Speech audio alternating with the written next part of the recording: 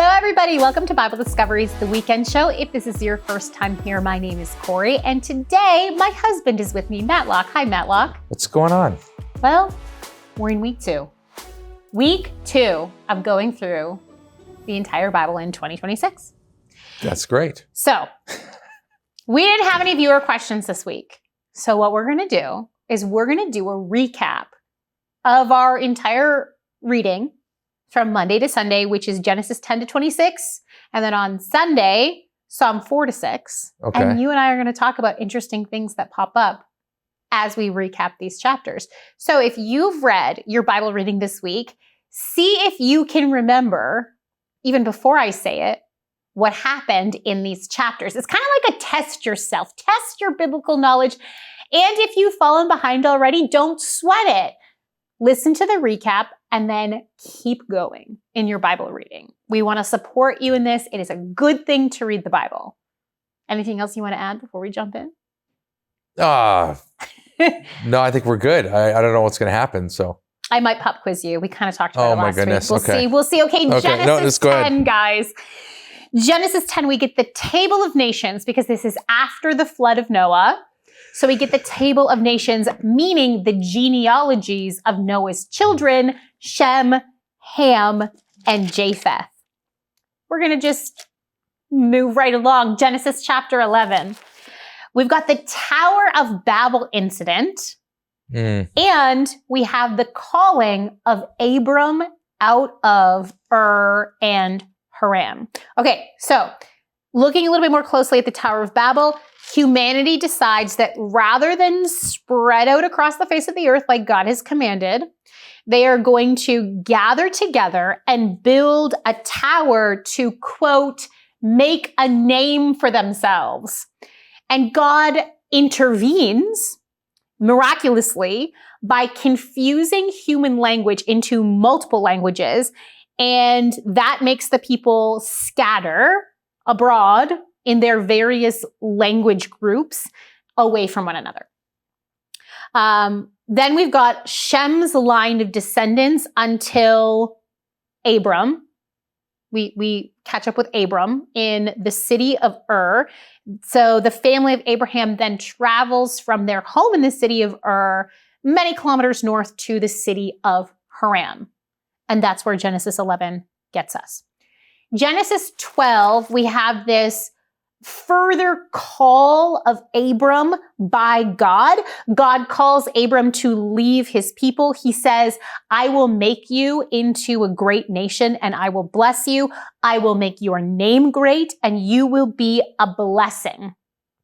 So Abram leaves Haran, the city of Haran, and he travels to the land of Canaan and nomadically travels throughout the land of Canaan. We're told also in Genesis 12 that Abram goes to Egypt because of a famine. And here's where we get a little window into his character that's not super pretty. He lies about the relationship with his wife, Sarai.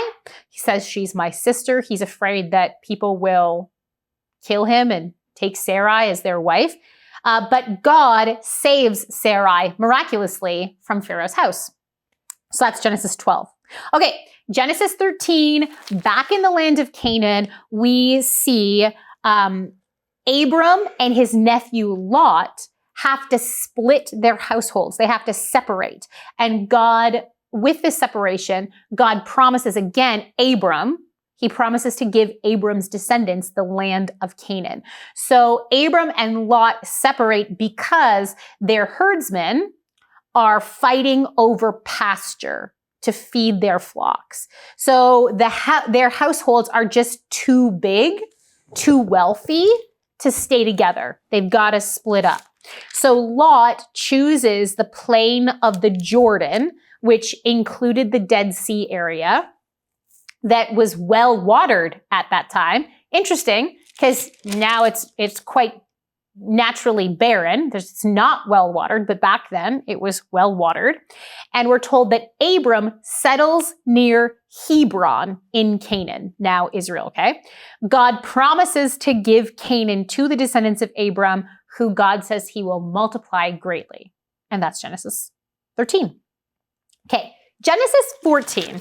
We've got the first, I guess, account of warfare recorded in the Bible in any detail. So we've got this war happening that causes Abram to have to fight in order to save his nephew Lot. So there's a big group of allied kings and cities that end up capturing Lot and his household. And we see Abram going to war to rescue Lot and his household. So we learn that Abram had 318 trained fighting men as a part of his household. It's pretty impressive. It's very cool. Pretty impressive, like kind of militia force here. Abram himself leads them into battle. It's a different side of Abram. Makes me question the whole Sarai incident. Well, yeah, okay, sure. Abram's successful. He rescues Lot, and then we see Abram giving 1/10 of everything that he captured from the enemy to Melchizedek, king of Salem, the priest of God Most High. In presumably a pagan land of Canaan, we have a priest of God living in Salem. And of course, Melchizedek is going to come up later in the book of Hebrews as a foreshadowing of Jesus Christ. Interesting. That's the end of Genesis 14. Well, it's all very interesting especially when you pair that up with the fact that God cursed Canaan specifically in Genesis 9, right? And then what does he do? He sends Abraham to Canaan, in which Melchizedek is there, and in which he has to go to war and fight all these battles. But specifically, Canaan will be the servant of Japheth, right? And his other brother. So you think about this, like what is actually happening? There's a meta-narrative happening here with Canaan, right? Is not only cursed, right, in some sort of way, but he's also going to be the servant of the others. And you see Canaan then later become Israel. And you see this, so the land of Canaan becomes Israel. That's right. So you see this twofold servitude happening. On one hand, it was cursed to be a servant in a negative sense, and then later the suffering servant would come through it. I think it's really interesting. I'm just throwing. You want me to make notes? I'm just throwing. No, this is good. That just popped. Inject. It just popped in my head, so I just figured I'd say something. Yeah, I'm happy that you did. It's an obtrusive thought. I don't really have much besides obtrusive thoughts at this moment. So I'll give you that. Okay, Genesis 14, put a pin in it. This is where you can come back to when you read later on in the scriptures Melchizedek and you have questions, put a pin in Genesis 14 because you can come back and read this account of Melchizedek. Okay, Genesis 15. God makes a covenant with Abram and he promises Abram a son. And we're told that Abram believed the Lord and God credited it to him as righteousness. So we have faith equaling righteousness, trust in God equaling righteousness right here in the first book of the Bible. Okay. But this covenant is a little bit strange, right? In Genesis 15, God promises this land to Abram, and there's this covenant ceremony where Abram sacrifices animals and splits them in half and arranges them in a certain way, and then goes to sleep, and God appears to Abram in a dream, and this smoking fire pot and blazing torch, which represents God, passes between these sacrificed, split in half animals, these bodies of a cow, a goat, and a ram, and the whole bodies of a dove and a pigeon. And this is reminiscent of the cutting of a covenant ceremony, where essentially what's supposed to happen is the lesser party, which would be Abram in this case, should be the one walking between these animals in a symbolic move that means if I don't follow the terms of this covenant, this agreement, may what happened to these animals happen to me. But in a twist of expectation, rather than Abram pass between the pieces, symbolic representations of God himself passes through the pieces. So this is God's life on the line. This is God's worth on the line and his word on the line that he's promising to Abram. Interesting. That is interesting. Interesting reversal here. Genesis 16. Sad. This is all about Hagar and Ishmael. So, Abram and Sarah, God has promised them a child, but they've waited a really long time. It doesn't look like it's going to happen. So they try to manufacture it. Hagar, who's the Egyptian servant of Sarai, is given to Abram as a secondary wife in order to have a child for Sarai.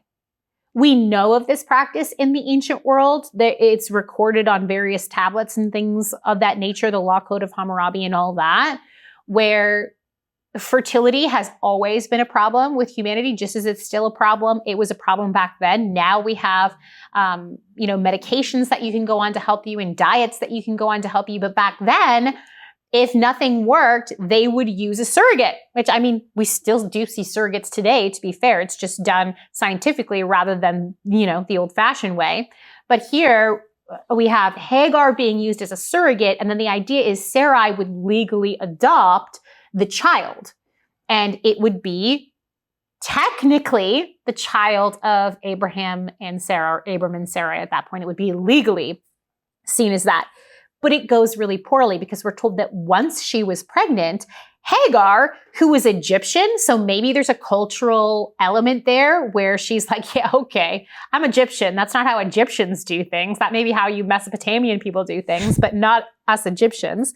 We don't know. But once pregnant, Hagar we're told, quotes, despises Sarai and seems to attempt a takeover as the position of head wife. And as a result, with Abram's permission, Sarai mistreats Hagar and Hagar runs away. And again, in this beautiful twist of expectations, because this is all sin, God still shows up. He finds Hagar and he sends her back, but only after making a promise to her that her son would become a great but hostile nation. And Hagar gives God a name.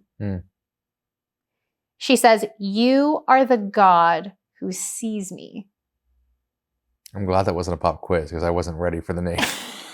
I wasn't ready you for weren't it. ready for it. I was going to be like, what's the name? I'm like, I don't know.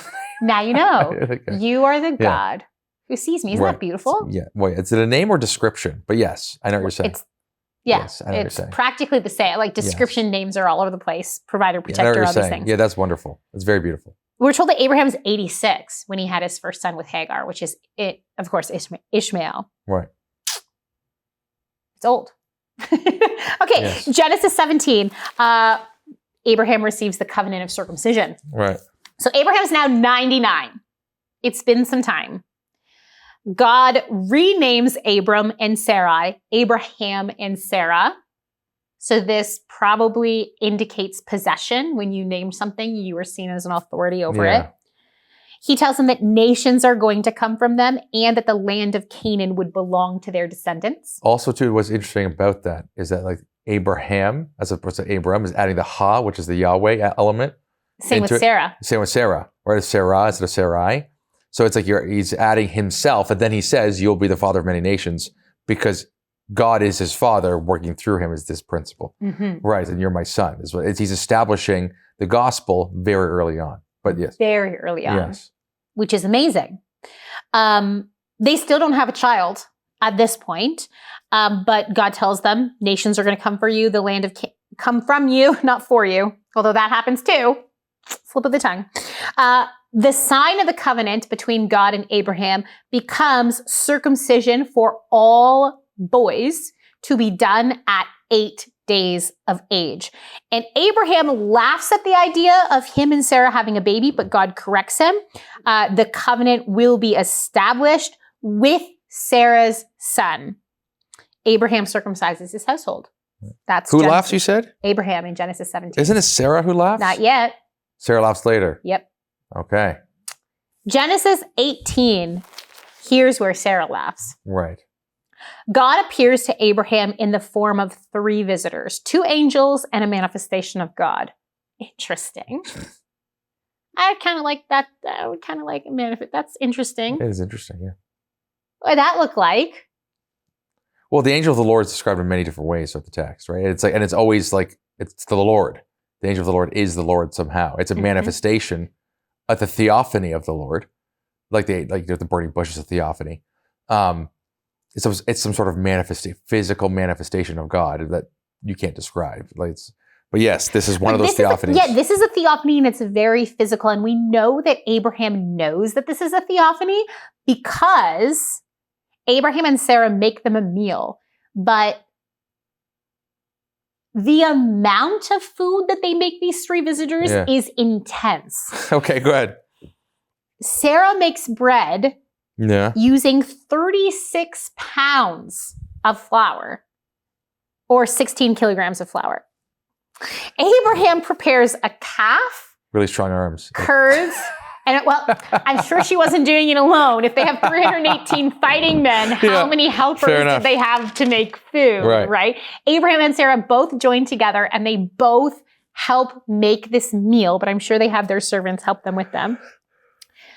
This is where Sarah laughs because she overhears them talking about having a son. She laughs at the idea of herself having a son because she's well beyond the age of childbearing years. Men can have children really far into the... Women are not like that. Sarah's, we know. You know when it's over, and it was over for her, so she laughs. And then we have Abraham bartering with God for the survival of Sodom and Gomorrah, where he knows Lot is living. Genesis 19, the two angels arrive in Sodom. Lot's sitting in the gate. The angels pull Lot and his family out of the city when it becomes clear that the city cannot be saved. Lot's wife looks back to the city, and she's turned into salt. Whatever that means, I'd like to know what that looks like. I really would. Pillar of salt? I would like to know what that looks like. That's one of those mysteries that I would like to know. If you have any ideas, comment section, guys. People usually describe it as like the, what's it called? That volcano. Sorry. Vesuvius? Thank you, Mount Vesuvius. People usually describe it like that. That's what I've heard anyways. That's not salt. No. That was just the ash compacting their bodies. But okay. Yeah. All right. I don't know. Abraham gets up. He sees the smoke of the cities burning. But for Abraham's sake, we're told, for Abraham's sake, Lot was spared. Isn't that interesting? So even though Abraham stopped bartering, God was still faithful. Okay, we also have that weird incestuous encounter between Lot and his daughters that results in the later people groups of Moab and Ammon. Okay, Genesis 20, because we have to, I gotta speed it up. Okay, Abimelech, king of Gerar. Abraham again. Well, not again, but it is again because he does it in Egypt first, and now he's doing it with Abimelech, the king of Gerar. He says Sarah is his sister to protect himself. Abimelech actually ends up taking Sarah as a wife, but God comes to him in a dream and tells him the truth about who she is. So before there's any sort of physical encounter before the two, God saves her. Abimelech returns Sarah and treats Abraham well on her account. And he makes reparations with Sarah, meaning he gives 1,000 shekels of silver to vindicate her, essentially giving her bride price back, as in I didn't actually marry you, so here is all the money back.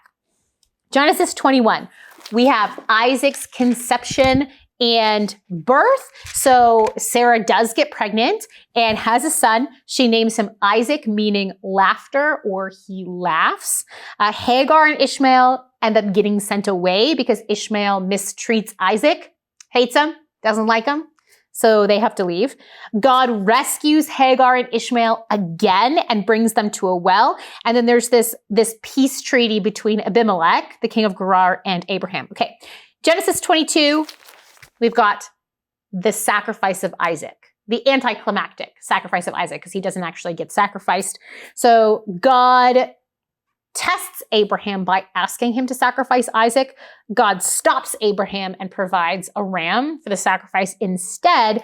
And Abraham names the place, the Lord will provide. So there's this revelation, kind of a progressive revelation of the nature of God to Abraham and his family. Interesting. And God restates the covenant. Okay, Genesis 23, death of Sarah. That it occurs at Hebron, and Abraham buys the first piece of land in the land of Canaan, which is the cave of Machpelah, and its surrounding fields. And this is the tomb of the patriarchs, and it still exists. Did you know that? No. It still exists. Wow. No one can get into it because it's a religious site, and they don't want. It's a grave, and they don't want archaeologists going in and potentially like, disproving maybe that it is a site or maybe desecrating it. There is a story, I think, from the 60s. They got in there once. They sent a little girl in because she was small enough to go in. Right. But nothing concrete. Nothing concrete, Matlock. So what do you say? It keeps me up at night. I want to know what's in there. It Right. keeps me up at night. Is the mummy of Jacob in the cave of Machpelah still the Egyptian mummy of Jacob? Yeah. We'll probably never know. We'll probably never know. We'll probably never know. And That's this is a right. shame. Okay, Genesis chapter 24 is Isaac and Rebekah. Okay. This is nice. We finally have like a monogamous story that seems sweet, Right. mostly sweet, until they have children and Isaac gets old. It's mostly sweet. Yeah. So Abraham sends a servant to go find a wife from Isaac, Right. from their relatives. A servant sets up a test for Rebekah. She passes the test. Yeah. And then Rebekah and her maidservant accept the Eliezer, offer right? of marriage. Yeah. And they travel back to Canaan, and Rebekah becomes Isaac's wife. And it says Isaac is finally comforted after the death of his mother, which sounds nice. It sounds nice. Genesis 25, we've got the death of Abraham in Genesis 25 and the lines of his various sons. Because Abraham, being the ever romantic Abraham that he is, that's sarcasm. He tried to pawn his wife off twice. I'm just saying.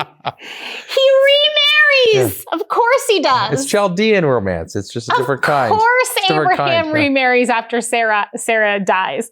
He marries another wife, Keturah, and they have 6 sons. Abraham gives them gifts and sends them away while he's still alive. Again, so romantic, because he doesn't want them to interfere with God's promise on Isaac. Or he's also thinking, literally, he's the father of many nations, and maybe he's taking this a little bit too literally. Kind of like you see this throughout the text sometimes. Yeah. You see someone gets a promise of God, and they're like, oh, like, hey, like, I heard this, or maybe I have to do this. And they just kind of do things. It's full of that. Yeah, it's full of those Full of things. So this could just be one of those events. It's like, I'm going to make more nations. And it's kind of like, I'm just... For stink's sake, Abraham. I'm just saying that it's very possible. He hasn't got the memo yet. Yeah, it's very possible. I don't know if that's true. I'm just speculating. No, it does. It seems like it fits the text. I know. It seems like it, or he's like, oh, I have to be the father of many nations. Okay. Sarah's dead now. She's dead now. I'll remarry and have many nations. Okay, Abraham. Yeah. All right, if that's the way you want to go. This is how we know there's hope for us. Yes. Because which one of us is perfect? Which one of us follows God perfectly? We're all products of our culture to a certain extent, and Abraham is no different, apparently, except that he did trust God, he believed God, and it was accounted to him as righteousness. We too can have faith in our God. It's ultimately a hopeful story. Okay, so while Abraham's still alive, he gives monetary gifts to his other 6 sons and sends them away so that they're not going to bother Isaac, and they're not going to be like fighting him for an inheritance. Abraham dies, and Isaac and Ishmael come together and bury Abraham at Machpelah, in the cave of Machpelah. Okay, then we get this account of Ishmael's family line. And then also in Genesis 25, it's pretty jam-packed. We have Isaac and Rebekah having twins. They have Jacob and Esau. And God gives a prophecy to Rebekah that the older twin will serve the younger twin. So we learn that Esau is the older twin and Jacob is the younger twin. And then we see Jacob, they're adults now, Jacob and Esau, jumps forward in time. Jacob buys Esau's birthright from him for a pot of stew. Genesis 26, our final chapter in Genesis. Isaac, Matlock. Isaac and a new, it seems, a king of Gerar, Philistinian Gerar, also named Abimelech. So this seems to have been a dynasty name. So this is probably the son of Abraham's Abimelech, or maybe a grandson.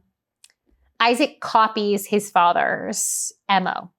He says that Rebekah is his sister. No one takes her as a wife. She's safe. But the ploy is discovered. And Abimelech's really upset about it because he's like, well, this is so dangerous. One of us could have taken Rebekah as our wife and then we'd be cursed. So they work that all out. Isaac, we're told, plants crops. So that's a little bit of a change from that nomadic shepherd thing that Abraham had going on. So Isaac expands into crops, and we're told he becomes extremely wealthy, and he actually becomes a threat to the Philistines of that area who ask him to leave. And Abimelech, the king, ends up coming to find Isaac, and they make a peace treaty. We're also told that God appears to Isaac at Beersheba. Interestingly, later on, God is going to call himself the fear of Isaac. Right. It's the God of Abraham and the fear of Isaac, which I think is interesting. This reverential awe and fear that Isaac would have had towards God. Yeah. That brings us to the end of our Genesis reading. Wow. Yeah, a lot happened. I can tell. That's what good. do you think, Matlock? Where do I begin? I don't know, a lot happened there. Melchizedek's always interesting. The destruction of Sodom and Gomorrah is interesting. Like, those are obviously iconic events. They're very iconic. But yeah, there was so much that we went over. I think that in terms of Melchizedek, I think what's really interesting, I kind of touched on this earlier, is that you have this priest king who foreshadows Christ there in Canaan, in which Abraham gives him a tithe, 10% of his goods. And he's in the middle of Canaan, basically, and there's still this war. It's emblematic of this spiritual warfare that's going to come for Canaan itself. And I think that it obviously ties into communion and these different things, there's different elements that pertain to this. But I think it's all very interesting and how this is building up. You see, again, Abraham called out from God, and God calls him out of Ur to go to Canaan. It's it's so otherworldly because why not just stay in Ur and build there? Why not start with the family, have a house? It's like, no, you're calling him out. You're putting him somewhere that was a cursed land, according to Genesis 9, and you're having him take it over, go to war, do all this different stuff. It's like, and so it creates this really like, that something is happening beyond the meta narrative that you can't read yet. So it's like, to think about Genesis. So if you're like, let's say, Jacob, and you're hearing these stories growing up, see what I'm saying? And you see like that you're part of this great meta narrative that's happening that God is authoring, and like it would soak into who you are, like very deeply, very richly. And so I just think it's all very interesting because it's all coming together. And they don't have a full scope of the spiritual world. All the revelations haven't come yet. Revelation's progressive. So, but it's like you can see that there's this great writing that's happening that they're fully invested in. Do you see what I'm saying? And so it's like it's coming out of them in these ways that they can't describe. Anyway, so what do you think? I was just going to say it's interesting we're going to get to Jacob next week. Jacob is wild. He is wild. Yes. And I talk about it on the Daily Show, but we're going to talk about it on this show as well, about just how brazen he is with God. It speaks a lot to his personality. But I think with Isaac, we see exactly what you're talking about, why God is called the fear of Isaac, or perhaps why God is called the fear of Isaac. Because in Genesis 22, I think a lot of us we read Isaac when he's going to be sacrificed as a child, but Jewish tradition, and it seems like the timing of the Bible reveals that he was actually older. He was not a child. He was a man at this point. Yes. And likely would have been able to out-wrestle Abraham, so he got on the altar willingly. Yes, yeah. We've got this idea of God brought Isaac into the world, and Isaac is very aware that God can just take him out of the world. Yeah. And he is Isaac appears to be much more careful with the calling of God than Abraham was, and that Jacob is going to be. Yes. Perhaps because of that Mount Zion experience where he saw God provide a substitute for his life. I don't know. Yeah, no,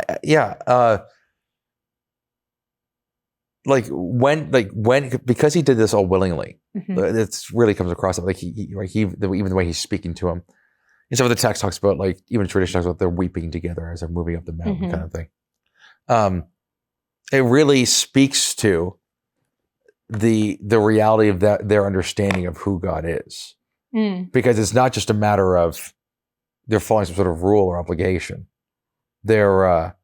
They know that this, like, the Lord has greater plans and purposes that we can't see. It's like they have this intimate understanding about how this works, and they revere him. And they're like, this is God. This is like no joke. Like this is like, but yet at the same time, it's like they're looking at God like their father. Like, so it's like this little, it's like, it's such a weird culture shock for us to think about. It's like, my father's asking me to get sacrificed because his father wants him to. So it's like this really weird culture shock, but it's a totally different world that they're in. But no, I think this is just in general. There's so much that happened in that text that to go over it all would be like it's hours. It's an hour podcast. But again, the angel of the Lord appearing to Abraham in several different ways, appearing to Isaac, then appearing to Jacob when Jacob wrestles the man of God, which we'll get into later. So it's like, again, God's appearing to them. That's why he's the God of Abraham, Isaac, and Jacob, right? Yes. And then we know that God is three: Father, Son, Holy Spirit. So it's like this triunity that's consistently happening throughout the text. And even the three doves. You go down the list. It's like this constantly painting like these threes. Yes. The three angels, the two angels and the Lord that appeared to Abraham. Three, right? God in three. It's all the time, constantly being painted. Anyways, but it's actually amazing that like these theophanies are happening. And then it's like when Abraham sees the three visitors and they feed them meals and stuff like that. First of all, 36 pounds of flour. That's a lot of flour. But then he goes to judge Sodom and Gomorrah. Yeah. And then through that process rescues Lot. It's like, Lord, if there's not 10 people. Now, Abraham's probably thinking if there's not 10 righteous people are like, we could have went down to one. It's like, he could have, but Abraham's thinking family units. Yes. So it's like, he's like, well, like, kids, all these things. But it's ironic because even if he went down to one, the answer, like, might have been no. Lot was faithful, but it was like, but there was really small amount. Yeah, where he was righteous according to Isaac. That's right. He was. But it's like Lot would have included, but he knows that like it's not. Even Abraham's probably like it's probably not worth saving for one righteous person. Like, get that person out of there, regardless. So. But in that process, what I think is really interesting, the angels appear to Lot, right? And they're like, let's go, don't look back. And they actually carry him out of the city, okay? And then Lot runs. What's interesting about that is that that's actually a very similar process to how the New Testament describes the harvesters. So it's like the harvesters come, they harvest the righteous people, and then take them out of the city. And so you have that same parallel happening even in Revelation. I think I had a segment of this on the show a while back, which I don't know if it is on the website. It could be. I don't know. Maybe it will be. Maybe it will be by this time, by the time it is. But no, there's a relationship there between the Sodom and Gomorrah and are actually typological images of the final destruction of the world that's going to come and that's described in Revelation.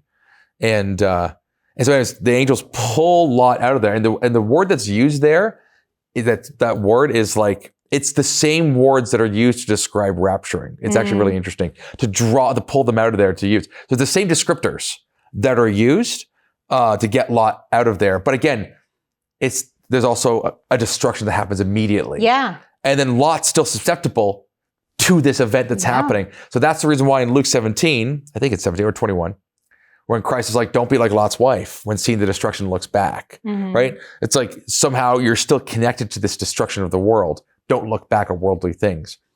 And anyway, so it's like this now, not yet, this ongoingness, of destruction that's happening. Anyways, we're all really interesting stuff. You know what's also super weird? What's that?